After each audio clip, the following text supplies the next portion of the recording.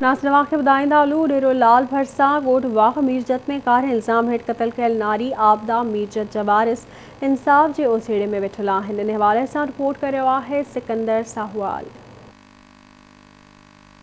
लाल station लॻ ॻोठ नवाब मीरजत में हींअर ॾारींदड़ वाक़ो पेश आयो आहे। कातल वॾी होशियारीअ सां बेगुनाह आबदा मीरजत के घर में फाहो ॾिनो।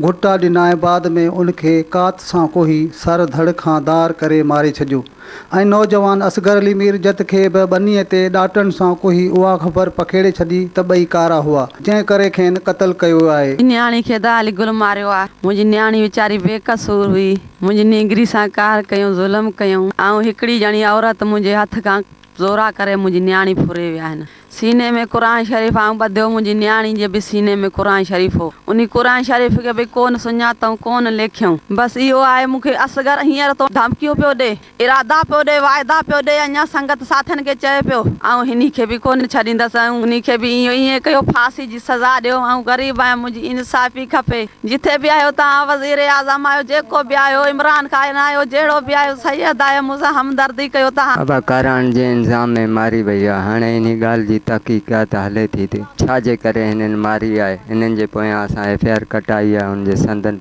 पीउ ऐं माउ बि दाई आहे। असां हुननि जा गवाह आहियूं। अली गुल ऐं असगर अली मारी आहे। असांखे बेगुनाह कारो करे मारे विया।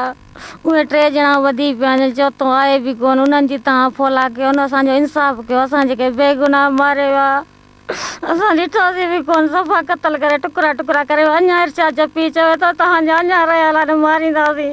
असां हाणे ग़रीब छा करे सघंदासीं। जेको तव्हांखे पुछे तव्हां इंसाफ़ असांजो कयो। छोकिरे खे बेगुनाह मारे छॾियो। पंहिंजी छोकिरी अलाए किथां वठी हाणे घर में मारियो अथनि। मिड़ई मुची ॾिठी अथनि त मारियो अथनि डप खां। हाणे असांजा बेगुनाह आहे, अञा त असांखे धमकियूं था ॾियनि।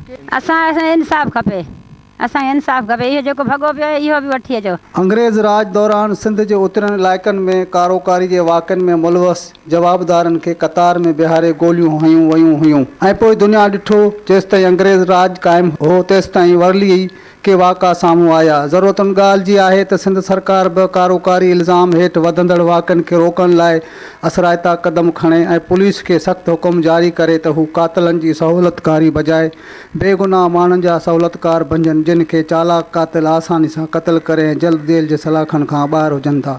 कैमरामैन शहज़ाद सां गॾु सिकंदर साहवाल, आवाज़ टीवी, डेरो लाल।